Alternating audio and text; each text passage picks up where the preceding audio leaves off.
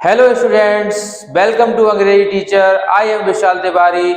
आज हम पढ़ने वाले हैं सिंटैक्स, जो क्लास 12th और कॉम्पिटिटिव एग्जाम्स के लिए बहुत ही महत्वपूर्ण टॉपिक है। अगर आपका सेंटेंस गलत हो जाता है या आप एरर नहीं पकड़ पाते हैं तो इसका सिर्फ एक ही कारण है, आपका सिंटैक्स वीक है। लेकिन टेंशन नहीं लेने का, क्योंकि आज हम एक शॉट में ही पूरा सिंटैक्स समाप्त कर देंगे। यूपी बोर्ड की परीक्षाएं निकट आ गई हैं, तो मैंने आपके लिए सिंटैक्स की एक वीडियो बनाई है। इसमें पीवाईक्यू, सारे प्रीवियस ईयर क्वेश्चंस होंगे और प्रैक्टिस वाले क्वेश्चंस होंगे। एक वीडियो में आपका पूरा सिंटैक्स क्लियर हो जाएगा। एंड तक जरूर बने रहिए मेरे साथ, पूरी वीडियो जरूर देखना, बहुत ही फायदेमंद साबित होगी यूपी बोर्ड 2026 एग्जाम्स के लिए। देखिए, सिंटैक्स क्या होता है। सिंटैक्स सिंटैक्स का हमारा सीधा सा अर्थ है किसी भी सेंटेंस में शब्दों को सही क्रम में लगाना। क्या कहलाता है? सिंटैक्स कहलाता है। सिंटैक्स का जो गोल्डन रूल होता है वो क्या होता है? SVO। क्या होता है? SVO। S for subject, V for verb और O for object.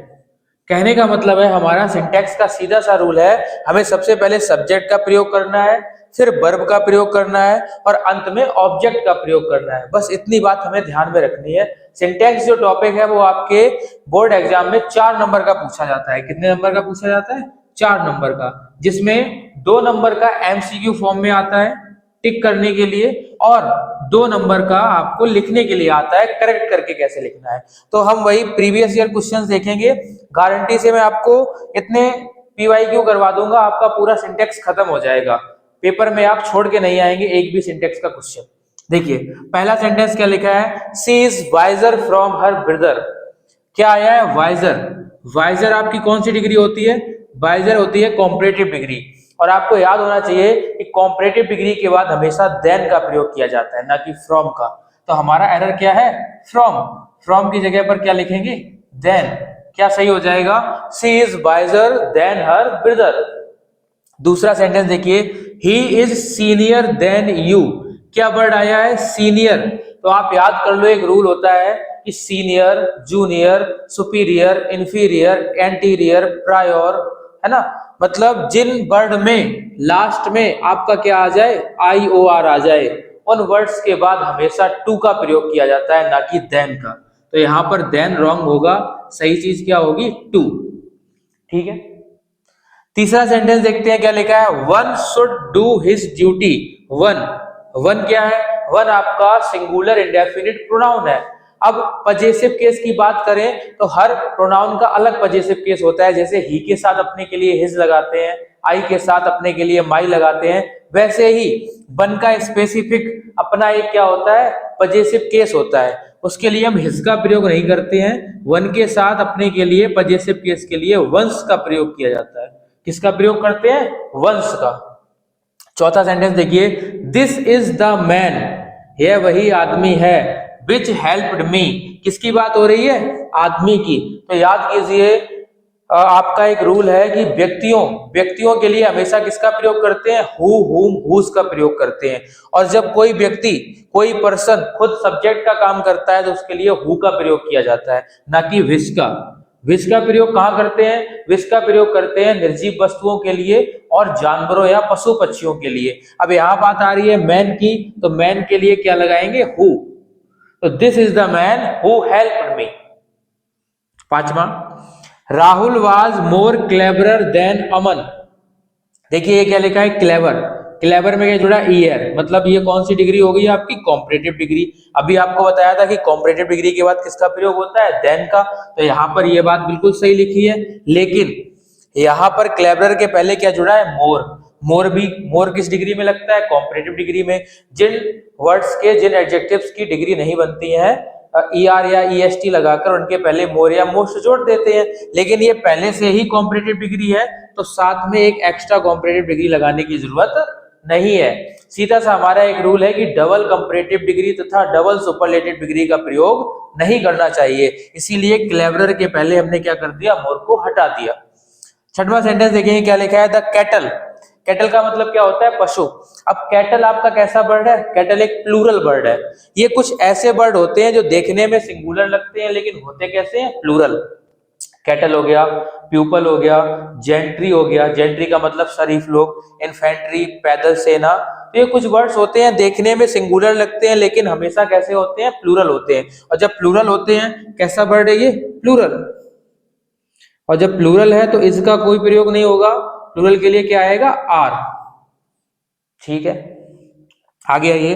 The seizure. Scissor, scissor का मतलब क्या होता है? कैंची। अब कुछ वर्ड्स, कुछ चीजें ऐसी होती हैं जो हमारी दो भागों से मिलकर बनती हैं, टू पार्ट्स। जैसे कैंची, कैंची के कितने भाग होते हैं? दो भाग होते हैं, इसीलिए सीजर नहीं होता है, क्या होता है? सीजर्स। और जब सीजर्स हो गया, ये हो गया प्लूरल। और जब प्लूरल हो गया तो इसकी जगह किसका प्रयोग किया जाएगा? आर का। सीजर्स। पैंट नहीं होता है, पैंट्स होता है। जीन्स, पजामाज, ट्राउजर्स, टोंक्स, ये कुछ ऐसे वर्ड्स होते हैं जो दो भागों से मिलकर बनते हैं, उनके साथ हमेशा कैसी वर्ब आती है? प्लूरल वर्ब आती है। आगे आइए। Unless you do not work hard, comma you will not succeed. Unless, unless और अनटिल, याद रखिए अनलेस और अनटिल नेगेटिव वर्ड होते हैं। कैसे वर्ड होते हैं? नेगेटिव। जब भी इनका प्रयोग करेंगे तो सेंटेंस में नो, नॉट, नेवर का प्रयोग नहीं किया जाएगा। अब पहले से ही अनलेस नेगेटिव है, यहाँ पर क्या लिखा है? डू नॉट, तो इसको क्या करेंगे? हटा देंगे। Unless you work hard, comma you will not succeed.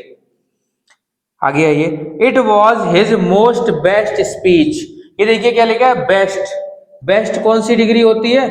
Best होती है सुपरलेटिव डिग्री। अभी आपको एक रूल पढ़ाया था कि डबल कंपैरेटिव डिग्री तथा डबल सुपरलेटिव डिग्री का प्रयोग नहीं करना चाहिए। यहाँ देखिए बेस्ट पहले से ही सुपरलेटिव डिग्री है, इसके आगे क्या रख दिया है? मोस्ट, जो कि कैसा हो जाएगा?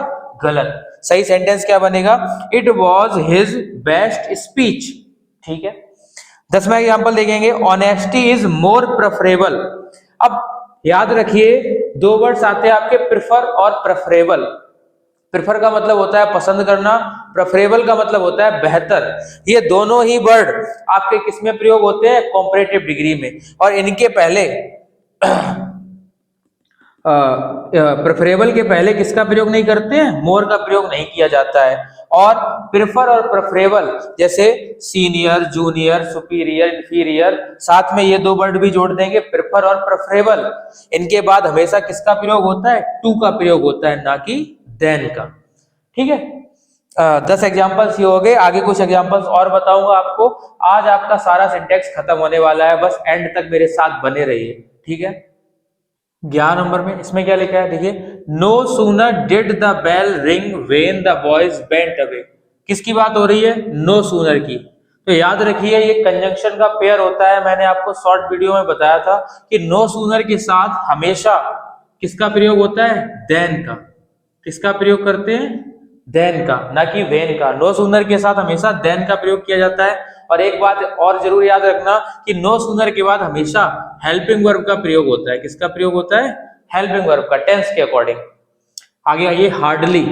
अब नो सूनर के साथ देन का प्रयोग होता है, ऐसे ही हार्डली भी एक कंजंक्शन का पेयर है। हार्डली के साथ किसका प्रयोग होता है? हार्डली के साथ देन का प्रयोग नहीं होता है, हार्डली के साथ वेन या बिफोर का प्रयोग होता है। हार्डली के बाद भी किसका प्रयोग करते हैं? हेल्पिंग वर्ब का। My hairs are black. याद रखिए कुछ नाउन्स ऐसे होते हैं जैसे हेयर, डीप, है ना, शीप, फिश, स्वाइन, ये हमेशा सिंगुलर फॉर्म में प्रयोग किए जाते हैं। तो हेयर्स नहीं होता है, क्या होता है? हेयर। और जब हेयर होगा तो आर की जगह किसका प्रयोग करते हैं? इज का। My hair is black. आगे आइए, he is buried in his father's inlace. Buried, buried का मतलब होता है चिंतित। और बरीड के बाद जो प्रीपोजिशन आती है वो हमेशा अबाउट आती है। क्या प्रयोग किया जाता है बरीड के बाद? अबाउट, ना कि इन। तो बरीड के बाद किसका प्रयोग होगा? अबाउट का। He is buried about his father's inlace. What is the time in your watch. तुम्हारी घड़ी में क्या समय हुआ है? अब याद रखिए जब भी घड़ी में कोई समय बचता है, व्हाट इज द टाइम, और होगा यहाँ पर क्या होगा? Time. What is the time in your watch, घड़ी में जब भी कोई समय बजाया जाता है, या मैं कह सकता हूं it is 5 o'clock in my watch, इनका प्रयोग नहीं होगा। हमेशा घड़ी में समय बचाने के लिए बाई का प्रयोग करते हैं। किसका प्रयोग करते हैं? बाई का। What is the time by your watch. आगे आइए, he ordered for my dismissal. याद रखिए, ऑर्डर एक ऐसी वर्ब है जिसके बाद कोई प्रीपोजिशन नहीं आता है। He ordered my dismissal. ऐसे ही enter, she entered into the room. Enter भी एक ऐसी वर्ब है जिसके बाद कोई प्रीपोजिशन नहीं आता है। ऑर्डर के बाद कोई प्रीपोजिशन नहीं आता है, ऐसे ही एंटर्ड के भी कोई प्रीपोजिशन नहीं आता है। I am going to home. याद रखिए, होम, होम के पहले कभी भी टू का प्रयोग नहीं किया जाता है। अब यहाँ होम की जगह हाउस लिखा होता तो ये हमारा सेंटेंस बिल्कुल सही था, I am going to house. लेकिन होम लिखा है तो टू हटा देंगे, क्या होगा? I am going home. She died from cancer. किससे मरी वो? कैंसर से। तो याद रखो, जितनी भी बीमारियों से मौत होती है हमेशा उनके लिए ऑफ का प्रयोग करते हैं। किसका प्रयोग करते हैं? ऑफ का। She died of cancer. यही अगर आपकी मृत्यु ओवर ईटिंग से होती है, ज्यादा खाने से, तो उसके लिए किसका प्रयोग करते हैं? फ्रॉम का। He died from over eating. He died from accident. अब बात आती है एक्सीडेंट की। अगर किसी व्यक्ति की मृत्यु एक्सीडेंट में हो जाती है तो उसके लिए फ्रॉम का प्रयोग नहीं करते हैं, इन का प्रयोग करते हैं। He died in an accident. ठीक है। I do not know who are you. I do not know. अब ये देखिए, हु, यहां पर क्वेश्चन मार्क का प्रयोग नहीं हुआ है। इसका मतलब ये हु आपका क्वेश्चन वर्ड नहीं है। यहां पर हु क्या काम कर रहा है? यहां पर जो ये हु है वो कंजंक्शन का काम कर रहा है। किसका काम कर रहा है? कंजंक्शन। और कंजंक्शन के बाद हम हमेशा सब्जेक्ट का प्रयोग करते हैं। सेंटेंस कैसा बनाते हैं? असर्टिव। और जब सब्जेक्ट का प्रयोग करेंगे तो ये आर यहां से हट जाएगा। हु के बाद क्या आएगा? यू। और आर कहां जाएगा? आगे। Who you are. ठीक है। अभी कुछ एग्जांपल्स और भी हैं, उनको भी बताता हूं। Physics are a difficult subject. किसकी बात हो रही है? फिजिक्स। कुछ नाउन्स ऐसे होते हैं जो देखने में प्लूरल लगते हैं, जैसे फिजिक्स, मैथमेटिक्स। सब्जेक्ट नेम है, खेलों के नाम भी है। फिजिक्स हो गया, मैथमेटिक्स हो गया, सिविक्स हो गया, इकोनॉमिक्स हो गया, एथिक्स हो गया, बिलियर्ड्स हो गया, ड्रॉट्स हो गया, मम्प्स हो गया। बीमारियों के नाम है, मम्प्स, मीजल्स। इनके सबके अंत में क्या लगा रहता है? एस। और देखने में कैसे लगते हैं? प्लूरल। लेकिन ये होते कैसे हैं? सिंगुलर। और जब सिंगुलर होते हैं तो इनके साथ हेल्पिंग वर्ब भी कैसी आएगी? Singular. Physics are a difficult subject नहीं होगा, क्या होगा? Physics is a difficult subject. आगे आइए, I have written this letter yesterday. किसकी बात हो रही है? यस्टरडे की। याद रखिए, yesterday, last night, last week, last day, है ना, अ मोमेंट एगो। ये ऐसे वर्ड्स हैं, ये ऐसे एडवर्ब्स हैं जिनका प्रयोग हमेशा पास्ट इंडेफिनिट टेंस में किया जाता है। किसमें करते हैं? Past indefinite tense. और यहां पर किसका प्रयोग हुआ है? हैव का, जो कि क्या है? Present perfect. ये गलत हो जाएगा, यहां पर हैव नहीं लगेगा। अब पास्ट इंडेफिनिट टेंस में क्या आती है? वर्ब की सेकेंड फॉर्म। तो राइट की सेकेंड फॉर्म क्या हो जाएगी? Wrote. I wrote this letter yesterday. अगला सेंटेंस देखिए, आई प्रेफर। अभी आपको बताया था प्रेफर, प्रेफरेबल, इन सभी के साथ क्या लगता है? To. I prefer milk, than नहीं लगेगा, क्या लगेगा? टू का प्रयोग होगा। This college is the best in all colleges. College की बात हो रही है, वो कैसा है? बेस्ट है, सबसे अच्छा है। किसमें? सभी कॉलेजेस में। तो याद रखो, जब किसी एक वस्तु की तुलना सब में करवाई जाती है तो वहां पर ऑफ का प्रयोग करते हैं, ना कि इन का। क्या हो जाएगा? This college is the best of all colleges. आगे आइए, Ganga is a Holi river. क्या लिखा है? गंगा। गंगा नदी का नाम है। जितनी भी नदियों के नाम होते हैं सबके पहले आर्टिकल द का प्रयोग करते हैं। किसका प्रयोग करते हैं? द का। तो गंगा अकेला नहीं आएगा, आगे क्या जोड़ेंगे हम? The Ganga is a Holi river. India is one of the best country. Bharat जो है वो एक है, किसमें? सबसे अच्छे देशों में, ना कि देश में। बात हो रही है बहुत कई सारे देशों की, कि अच्छे अच्छे देश हैं, सबसे अच्छे देश, तो उनमें से वन क्या है? इंडिया जो है वो एक है, इसीलिए कंट्री नहीं होगा, यहां पर क्या होगा? Countries. India is one of the best countries. आगे आइए, आई am tired in doing this. याद करिए कि टायर्ड के बाद हमेशा ऑफ का प्रयोग होता है। I am tired of doing this. I am too happy to see you. अब टू के साथ आता है पेयर आपका टू, लेकिन वो आता है नेगेटिविटी में, जब क्या दर्शाते हैं, नकारात्मकता दर्शाते हैं। यहां पर क्या हो रहा है कि आई एम टू हैप्पी, बहुत खुश हुआ, किससे मिलकर, तुमसे मिलकर, तो यहां पर टू का प्रयोग नहीं होगा, यहां पर किसका प्रयोग होगा, वेरी का प्रयोग होगा। I am very happy to see you. If he will come I shall teach him.